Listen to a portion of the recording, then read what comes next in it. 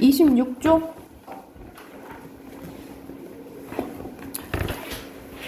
자, 여기서 1번도 같이 한번 봐볼게. 안 풀려 있는 친구들도 있어가지고 1번도 같이 봐볼게요. 자, 1번에 적절한 거 고르는 거네. 적절한 거 고르는 건데 여기서는 순서대로 비음화, 유음화, 그리고 국외음화잖아요. 전체적으로 교체네, 그지? 근데 여기서 적절한 것은 4번이에요. 기역과 니은은 이제 자음 동화잖아. 여기서는 조음 방법이 바뀐 거지. 조음 위치는 그대로고 조음 방법이 바뀐 거고요. 2번에 변동이 모두 일어난 거래. 음절이 끝소리 기출이랑 된소리 된소리 되기가 둘 다 일어나야 된다 이 말이야. 그러면 된소리 된 것만 고르면 우선 2번, 5번은 아니죠. 2번, 5번은 아니고 음절의 끝소리 규칙이 적용되는데 여기는 없네. 그치? 그리고 4번도 없네요. 답 3번이네. 음절의 끝소리 규칙 적용되고 그다음 된소리 되기 되는 거죠. 그리고 3번 가볼게요. 여기서는 기역은 비음화 그리고 니은은 유음화 고르는 거잖아. 그러면 비음화부터 봐볼게. 먹물 맞고 국밥은 된소리 대기죠. 입는 맞고 닫는 맞고 솜니불은 니은 첨가죠? 아니네요. 그리고 유음화는 중여 오히려 이건 니은의 니 대볼이잖아. 비음화죠. 설날 맞고 막내 비음화 권리 맞고 물난리도 맞죠. 그러면 해당하는 거 4번이네요. 그죠? 그리고 4번 가볼게. 여기서는 기역, 디귿, 비읍, 파열음 뒤에 된소리. 뒤에가 바다사자가 이게 된소리 난다 했잖아요. 그쵸? 그리고 어감 맞춤, 니은, 미음. 그리고 리을, 비읍, 리을, 티읕 뒤에 가다사자가 된소리 난다 했어. 이거 된소리 되기 환경 외워야 된다 했어. 그리고 관형사용어민, 전성어민, 리을 뒤에 또 바다사자가 이게 또 된소리가 난다 했어요. 그러면 잘못 연결된 거 봐볼게.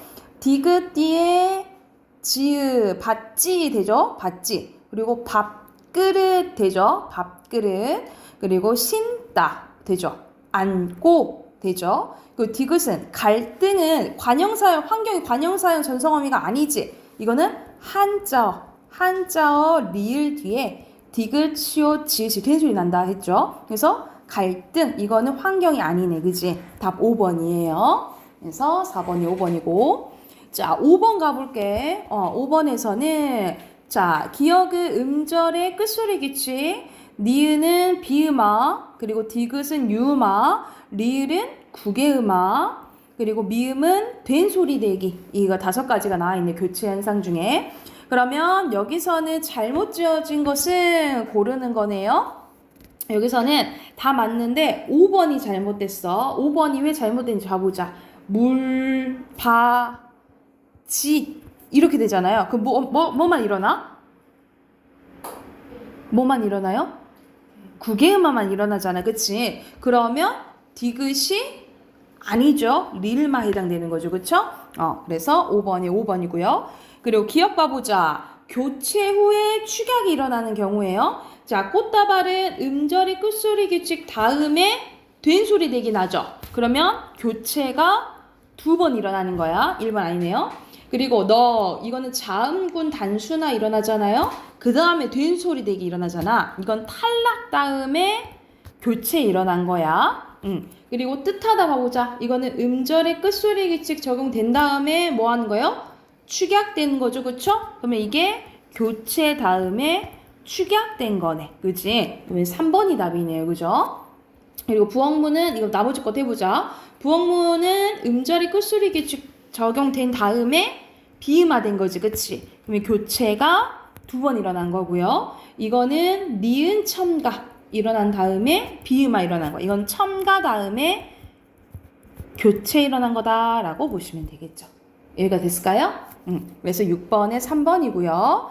자, 7번 가보자. 이거는 바로 할 수 있겠네. 숫하, 숫이 디귿에 디귿 음절이 끝소리 규칙이지. 그리고 디귿이랑 히읗이 합쳐서 티읕이 되잖아. 이거는 자음 축약이죠. 그쵸? 근데 음절이 음절의 끝소리 규칙은 교체에 속하잖아요. 교체 축약이니까 1번이죠. 7번에 1번. 그리고 8번 가볼게. 두 개의 음운이 합쳐서 하나로 된 축약이래요. 축약의 예로 적절한 것은 키다. 자음 축약 일어난다. 1번이네. 그쵸? 1번이고 나머지 거 봐볼게. 이건 반머리 이렇게 되잖아. 발음이. 이거는 음절의 끝소리 규칙 적용된 다음에 비음화 일어나고요. 이거는 솜니불 이렇게 되잖아요. 니은 첨가 일어나고 좋으면 이건 히읗 탈락 소리 나고 한여름 이건 니은 첨가 현상 일어난다라고 보시면 돼요. 그래서 8번에 1번이고요. 자, 넘겨서 9번 가보자. 9번에 기억에 들어갈 건데 이것은 비음화 이야기가 나오네요. 그쵸? 이거는 비음화는 조음 위치는 그대로 하라 했잖아. 뭐가 바뀌는 거야? 조음, 방법이 바뀌는 거죠. 그쵸? 특히 앞에가 뜯는, 입는 앞에가 바뀐 거죠. 그쵸? 9번에 1번이에요. 그리고 밑에 빈칸 있는 거 바로 넣어보자. 빈칸 첫 번째는 비음하고요. 그 다음에 조음 위치, 그리고 조음 방식 이렇게 쓰시면 돼요. 썼나요? 그리고 10번 가볼게. 10번에 적절한 거네. 여기서는 기억은 음절의 끝소리 규칙, 니에는 된 소리 대기, 그리고 디귿은 축약 현상이에요. 이렇게 봤을 때 적절한 거 고르는 거잖아. 적절한 것은 3번이 되겠죠. 봐봐. 따뜻. 음절의 끝소리 규칙 적용된 다음에 티읕으로 바뀌잖아. 축약 일어났죠. 그쵸? 그래서 기억과 디귿 적용됐다라고 보시면 되겠죠. 자, 그리고 빈칸은 순서대로 음절의 끝소리 규칙, 그 다음에 된 소리 대기, 그 다음에 거센 소리 대기예요.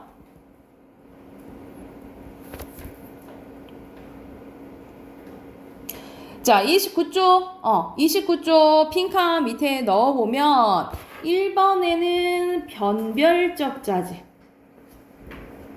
그리고 플러스 F, 마이너스 F고요. 그리고 음성적 성질, 특성, 그리고 음운 현상, 그 다음에 상호 예측성, 그리고 효율성 이라고 보시면 돼요.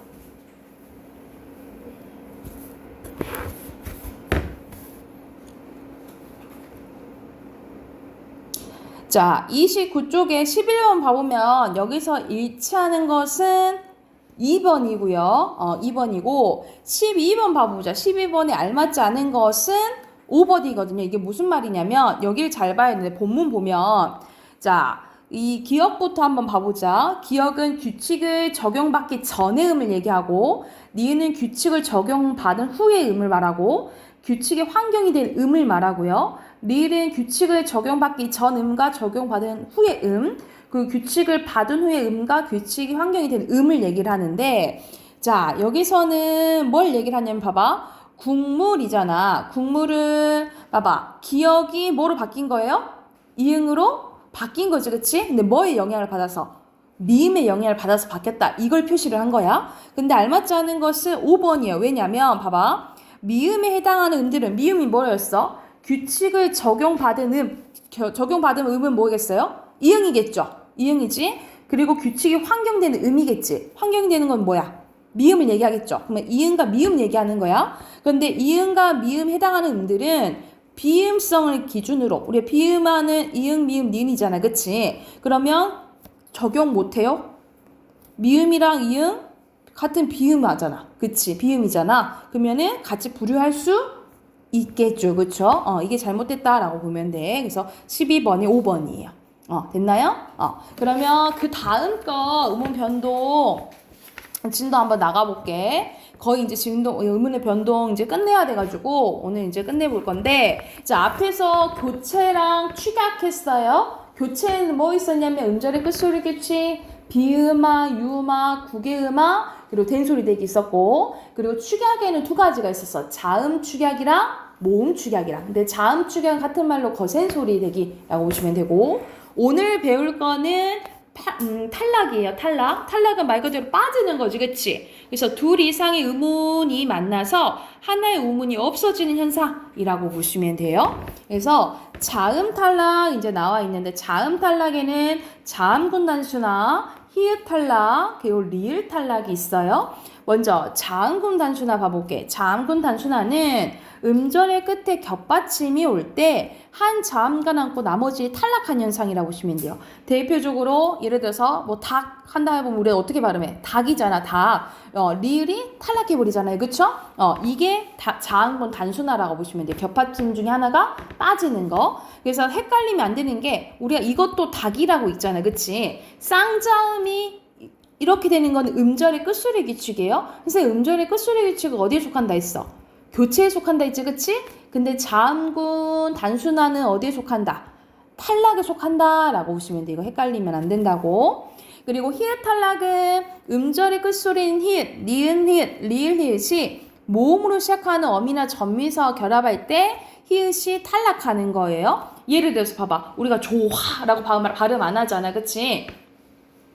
자, 이현서 씨 똑바로 앉으시고, 자, 조아 이런 식으로 히읗이 탈락된다라고 보시면 되겠죠. 그리고 싫어 이런 식으로 된다 이 말이야. 뒤에 의미가 없는 형식 형태소가 왔을 때, 모음으로 시작한 형식 형태소가 왔을 때 히읗이 탈락된다라고 보시면 되고요. 그리고 리을 탈락은 합성이나 파생, 말 그대로 단어를 만들 때야. 이러한 과정에서 리을이 니은, 디귿, 시옷, 지읒 앞에서 탈락하거나 용언의 어감, 발음자음, 리을이 몇몇 어미 앞에 탈락된대요. 그러니까 말 그대로 단어랑 단어 이렇게 합쳐졌을 때 우리가 솔나무라고 안 하잖아. 소나무를 하잖아요. 자연스럽게 이제 리을이 빠졌다라고 생각하시면 되겠죠. 그러니까 항상 기본형을 봐야 돼. 우리가 둥글다잖아, 기본형이. 근데 니은이 합쳐지면 둥긋 이렇게 되잖아요. 그래서 여기도 리을이 탈락됐다라고 보시면 되겠죠. 이거는 이제 기본형 이제 보면은 찾을 수 있겠지.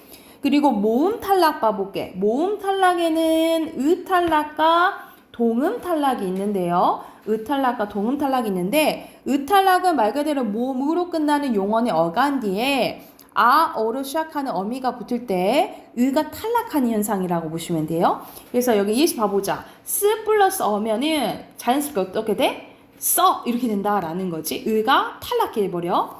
잠그 플러스 해서 잠가가 아니고 잠가 이렇게 되잖아요. 이게 의 탈락 현상. 자, 동음 탈락은 같은 말로 동모음 탈락 이렇게 얘기하기로 하는데, 어간말 모음 뒤에 오는 어미의 모음이 동일할 때 하나가 탈락돼요. 그래서 우리가 집에 가서 했을 때 가 플러스 서가 아니라는 거지. 가 플러스 뭐예요? 아서예요. 이럴 때 아가 연달아 오잖아, 그치? 이 중에 하나가 빠진다 이 말이에요. 이게 탈락 현상, 동모음 탈락이라고 보시면 돼요. 그리고 탔다가 아니고 하나가 탈락돼서 어떻게 돼? 탔다 이렇게 된다라는 거지. 그래서 여러분이 잘 캐치 못하는 부분이요. 너 집에 가 라고 했을 때 가는 그냥 가가 아니고 가 플러스 명령어미 인 거지. 이 중에 하나가 뭐 한 거야? 탈락된 거라고 보시면 돼. 그래서 이게 나오면 탈락이구나 라고 기억을 해야 돼.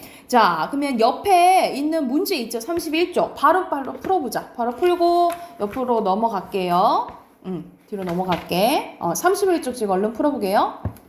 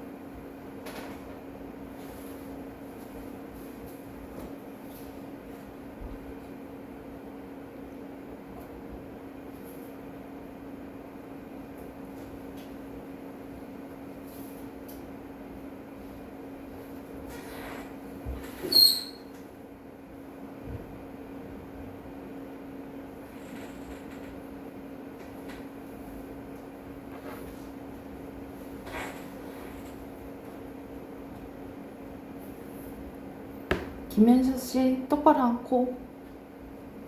아, 김현서 씨란다. 이현서 씨.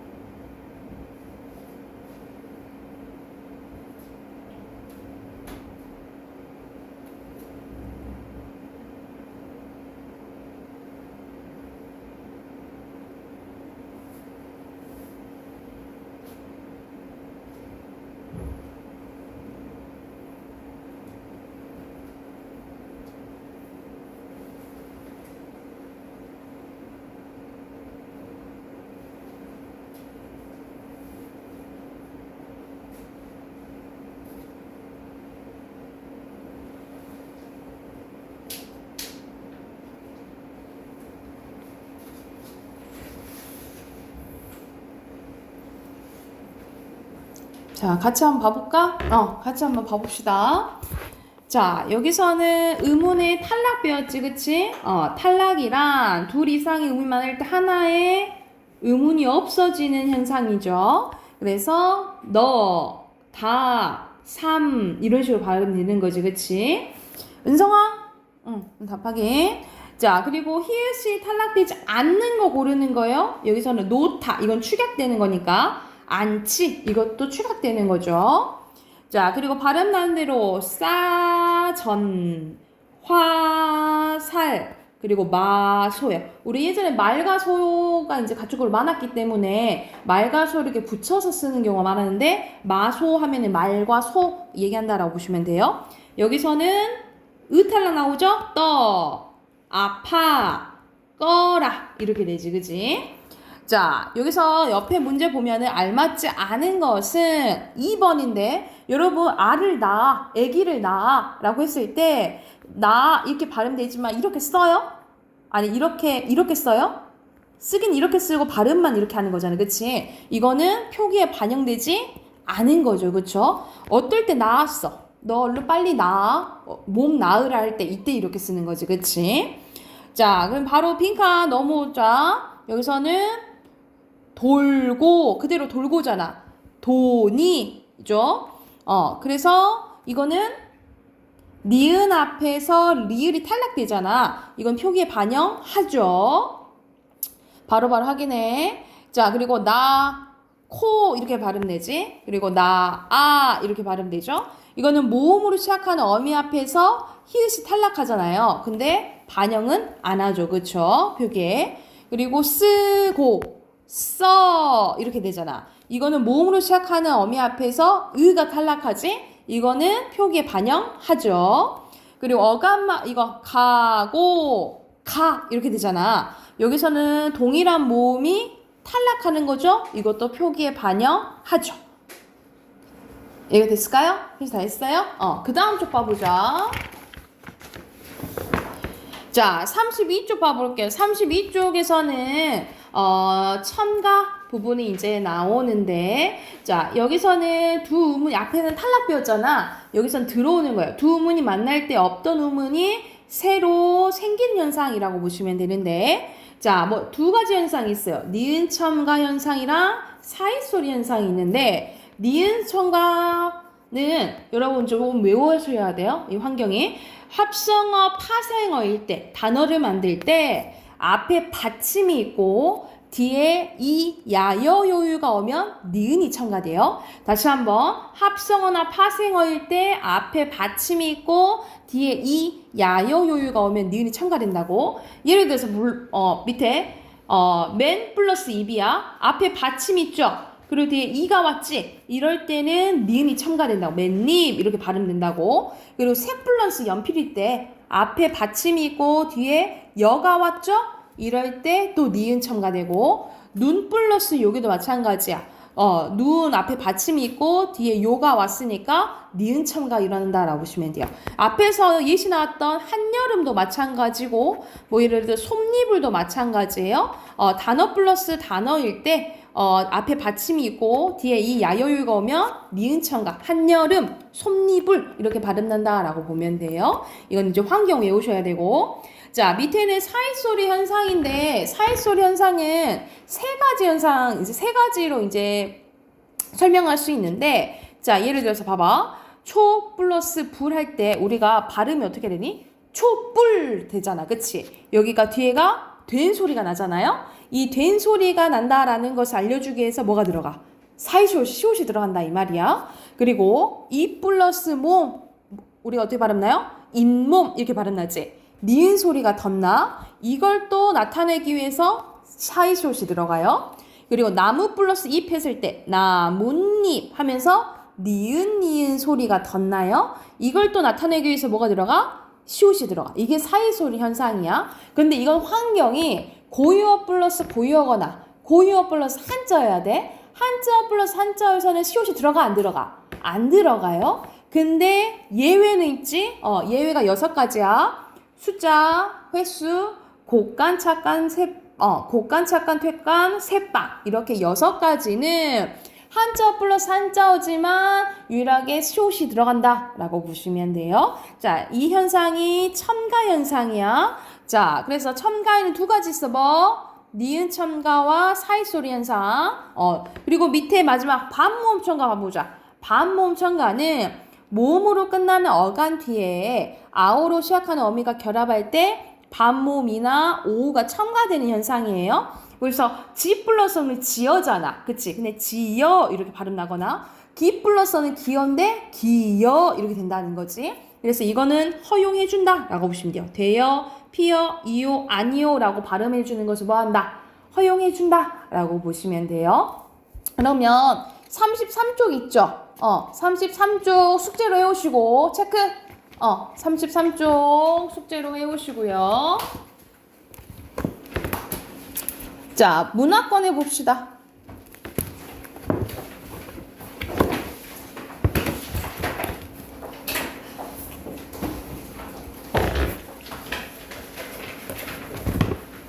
자, 문화권 해볼게요.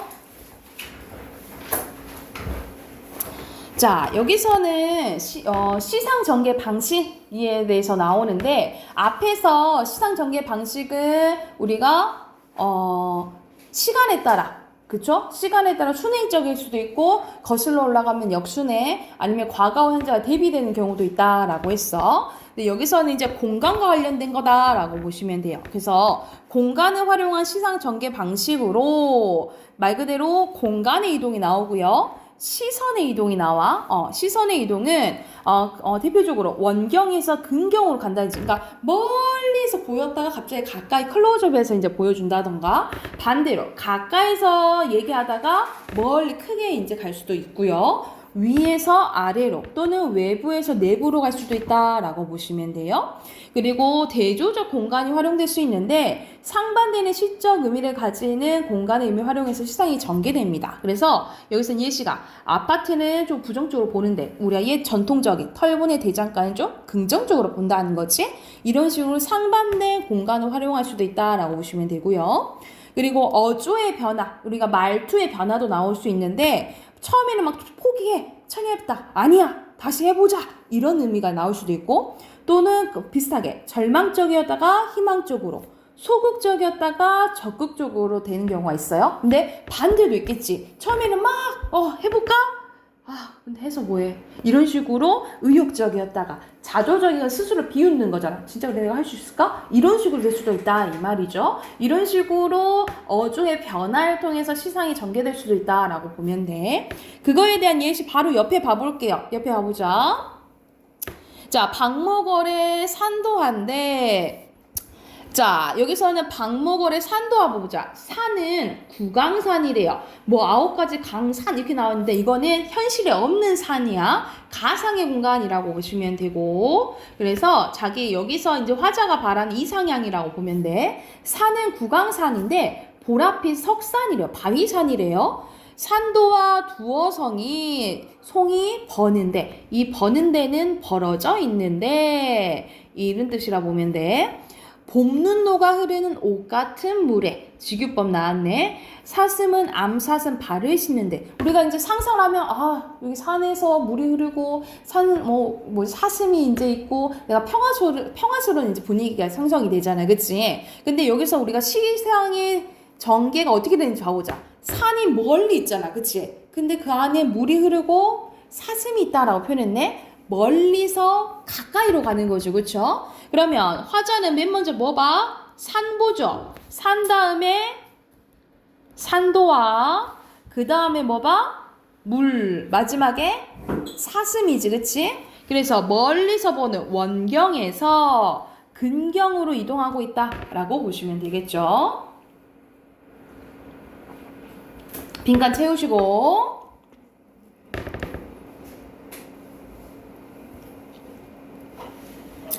자, 밑에는 고정의 우리 동네 구자명씨 나와. 구체적인 인물이 나오네요. 봐볼게.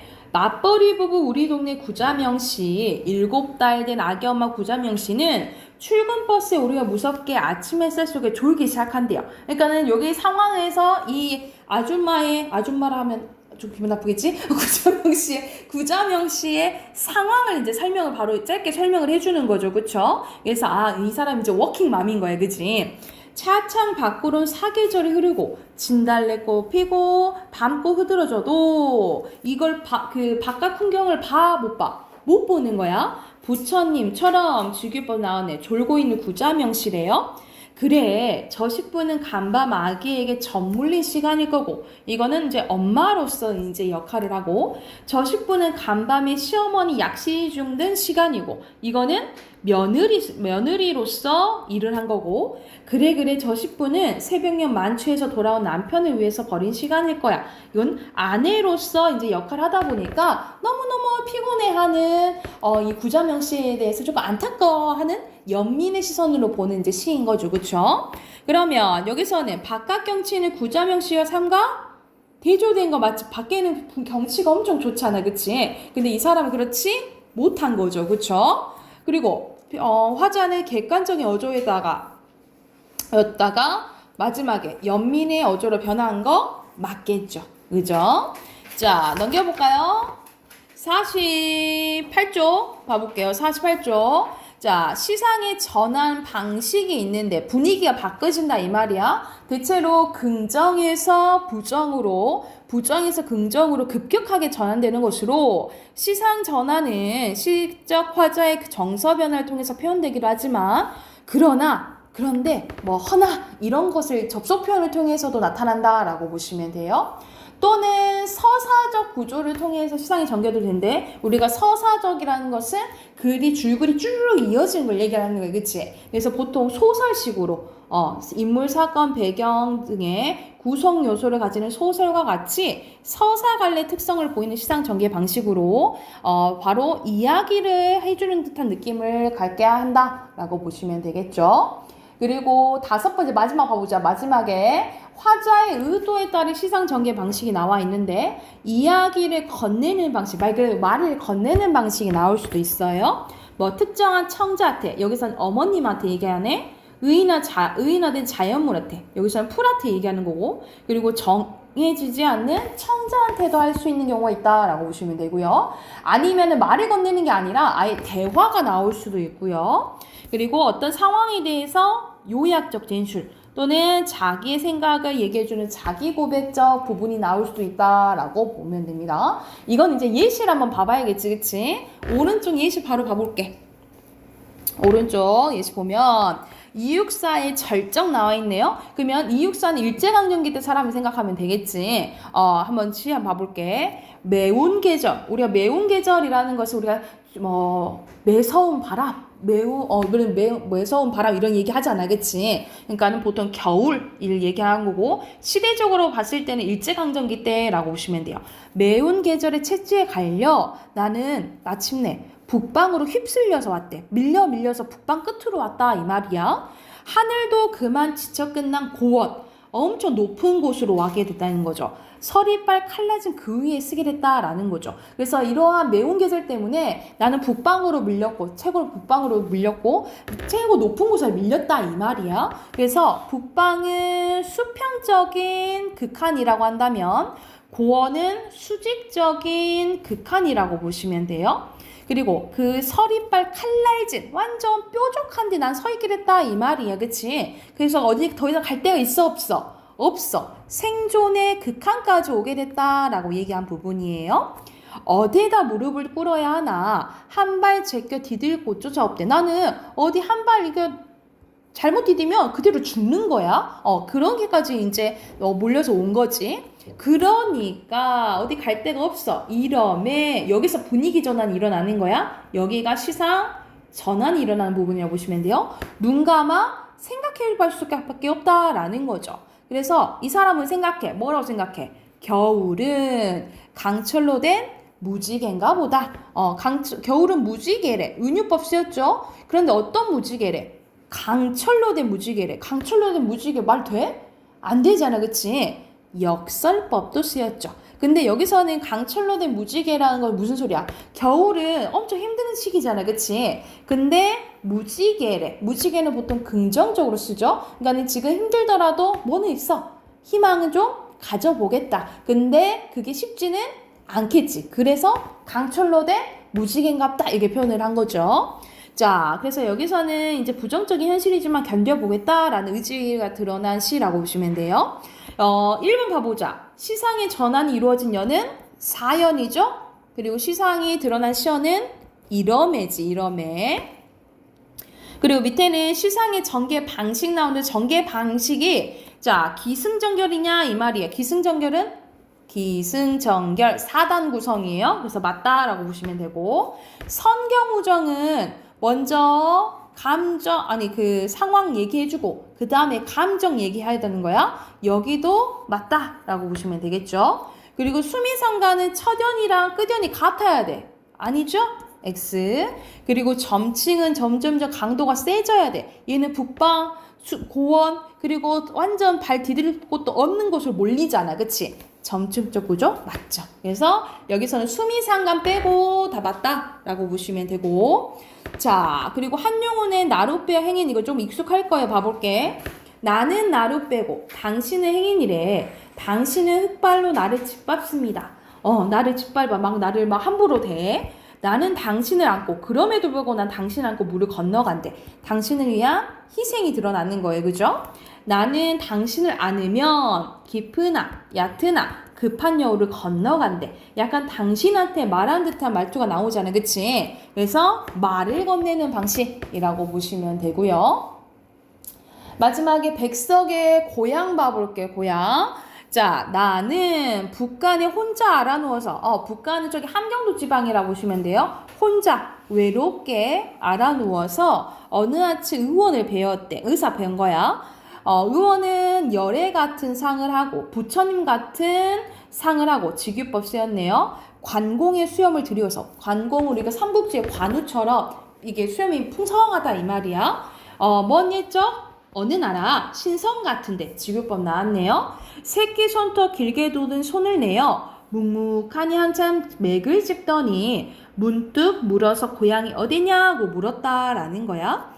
평안도 정주라고 하니까 그러면 안목의시 고향인데 라고 얘기했다는 거지. 그래서 여기서는 대화가 나오죠. 그쵸? 그래서 여기서는 화자가 시적 상황에 대해서 이 상황에 대해서 이렇게 줄여서 얘기를 해준 거야. 그래서 압축적으로 서술하고 있다라고 보시면 되고요. 그리고 이 시는 대화 형식 및 이야기를 읽는 듯한 느낌을 주는 이야기, 서사적 구조를 통해 세상이 전개되고 있다라고 보시면 돼요. 됐나요? 자, 그러면 넘겨서 시 부분 이제 두 시 한번 봐볼게요. 자, 신석정의 꽃덤불이라는 작품과 김영랑의 독을 차고라는 작품이 있어요. 자, 여기서 첫 번째 이제 시 한번 보면은, 자, 태양을 의논하는 거룩한 이야기는 항상 태양을 등진 곳에서 비롯됐대. 여기서 태양을 우리가 시대적으로 봤을 때 3번 보기 보면은 일제강점기 그리고 일제강점기 이후 이야기가 나오거든요. 그러면 태양은 일제강점기에서 벗어나는 광복을 의미하겠지, 그치? 조국의 광복을 의미해요. 태양을 의논하는 거룩한 이야기는 항상 태양을 등진 곳에서만 비롯됐대. 그러니까는 광복이 아닌 일제강점기를 얘기하는 거죠. 일제강점기 때. 나 우리 일제강점기 때 항상 태양에 대해서 얘기를 했었다 이 말이야.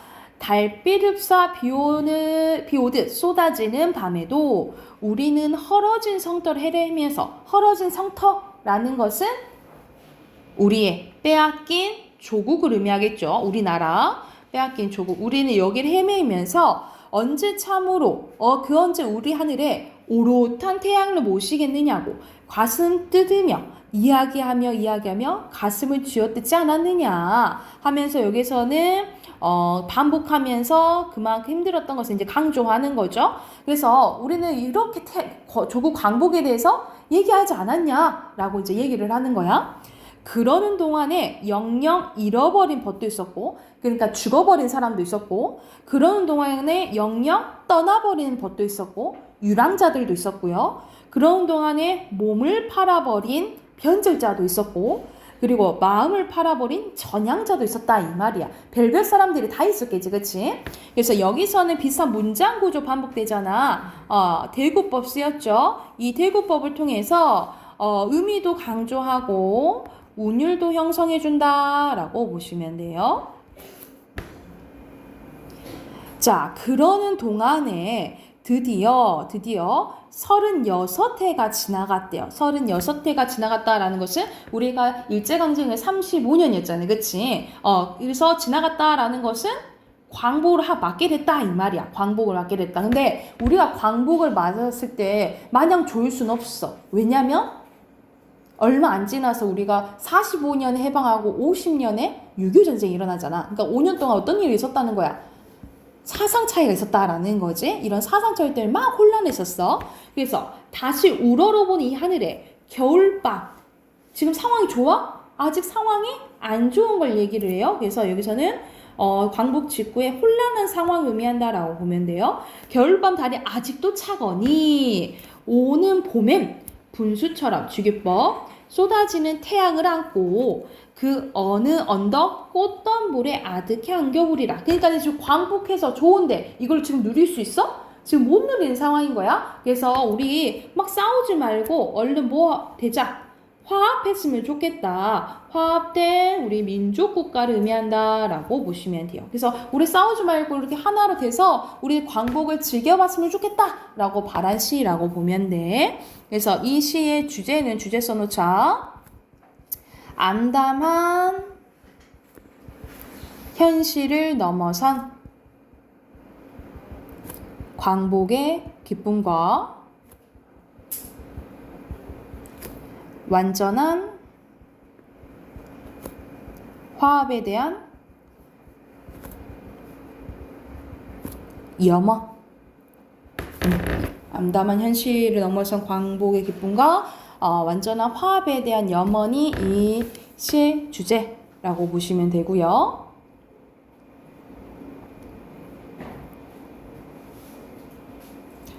자, 51쪽 두 번째 시도 이어서 봐볼게. 여기서는 김영랑이 씨인데, 김영랑은 일제강점기 때 사람이라고 보시면 돼요. 그것을 이제 또 파악하고 시 보면 되겠지. 내 가슴에 시적 화자가 직접적으로 나타나 있고, 독을 찬 지 오래돼요. 우리가 독한 마음 했을 때 그 독인 거지, 그치? 독한 마음 갖고 있었대. 아직 아무도 해한 일이 없는, 누구를 지금 해친 일이 있어? 아직은 해친 일이 없어. 해한 일이 없는 새로 뽑은 독이래. 벗은 내 친구는 그 무서운 독 그만 흩어버리란다. 야, 너 그런 마음 먹지 마. 이거 말렸다는 거지? 나는 그 독을 선뜻 벗도 해야 할 줄 모른다고 위협했대. 야, 너 그렇게 말리면 너도 가만 안 둬? 막 이렇게 얘기를 했다 이 말이야. 독 안 차고 살아도 머지않아 너나 마주 가버리면, 이건 누가 얘기하는 거냐면 벗이 이제 얘기하는 거야. 억만 세대가 그 뒤로 잠자코 흘러가고 나중에 땅등이 모자라서 모래알이 될 것임을 허무한데 독은 사서 무엇 하느냐고. 그러니까는 벗이 뭐라고 얘기하냐면, 이언이 이제 벗이 얘기하는 건데, 야, 너나 어차피 나이 먹어서 어차피 죽어. 그리고 지금 시대가 이렇게 아무리 힘들다 하더라도 이제 시간 지나가고 나중에 어쩌면 될 거. 어차피 우리는 금방 죽는다니까. 우리가 못 바꿔. 그러니까 지금 독한 마음 먹으면 뭐해? 허무해 라고 얘기를 했다 이 말이야. 이 상황에서 감탄사 나오면 영탄법이지. 내 세상에 태어났음을 원망 않고 보낸 하루가 있었던가. 난 항상 원망스럽다. 시대가, 이 세상이. 왜냐면 일제 강점기니까, 그지? 허무한데, 그래, 허무할 수 있지, 이렇게 생각하는 거야. 허나 상반된 말 나오지. 여기가 시상의 전환을 나타내는 부분이라고 볼 수 있겠죠. 앞뒤로 덤비는 일이 승냥이가 있다라는 거죠. 나를 막 힘들게 하는 것들이 있어. 이게 일제죠. 일이 승냥이는 일제를 의미한다라고 보면 돼. 바야흐로 내 마음을 노림에 내 산채 짐승의 밥이 되어 찌 키우고 할 키우고 내맡긴 시세임을. 나는 어차피 이렇게 가만히 있지 못하고 괴로움을 이런 것을 당할 상황이라는 거지. 어차피 나는 이럴 상황이야. 그래서 나는 어떻게 할 거야? 나는 독을 차고 천천히 갈 거야. 그래서 나는 일제에 대해서 뭐 할 거야? 저항할 거야 라고 얘기를 하는 거야. 마금날은 마지막 날, 내가 죽는 날을 의미해요. 죽는 날 내 외로운 혼을 건지기 위해서 나는 독을 차고 선선히 갈 거야 라고 이제 얘기하는 부분이죠. 그래서 여기서는 도치법도 쓰였고 행도 줄어들었죠. 그래서 여기서 이제 집약된 하고 싶은 말이 나온다라고 보시면 되겠죠. 그래서 여기서는 일제에 대해서 뭐 하는, 저항하는 내용이다라고 보시면 돼요. 저 주제 써놓을게. 여기서 주제는 부정적 현실에 대한 강한 저항 의지가 드러나 있다라고 보시면 되겠죠.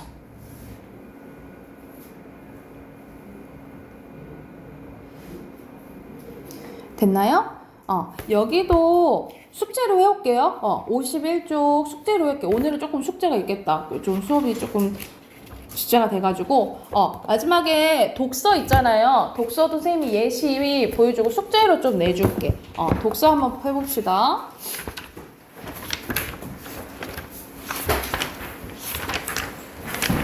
몇 쪽 피시면 되냐면 48쪽 피시면 돼요. 48쪽.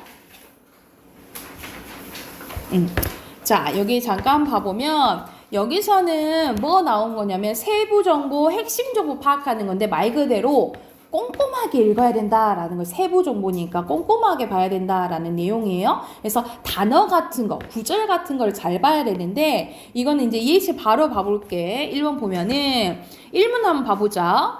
희소성 높은 최고급 커피의 생두 가격은 어떻게 결정될까? 바로 경매를 통해서 결정이 나는데, 경매를 통한 가격 결정 방식은 수요자들이 해당 재화의 가치를 서로 다르게 평가하고 있거나 해당 재화의 가치를 정확히 가늠할 수 없을 때 경매가 사용된대요. 커피나무는 환경에 민감한 식물로 일조량과 온도 와 토질에 따라 생두의 맛과 품질이 천차만별인데 그래서 같은 지역이라 하더라도 매년 커피 생두의 품질이 달라진대요. 이처럼 생두의 품질이 매년 다양한 이유로 달라지는 상황에서 커피 생두의 가치가 결정하는 가장 수월한 방법이 경매라는 거야. 경매를 통한 가격 결정을 사용하는 또 다른 이유는 구매자와 판매자의 숫자가 극단적으로 불일치할 때 결정하는 가격을 결정하는 유용한 방법이래요. 특정 제화의 판매자가 한 명인데 이를 구매하는 사람이 여러 명이라면 경매를 통해 가장 높은 가격을 지불하는 사람이 한 대 팔면 되잖아, 그치?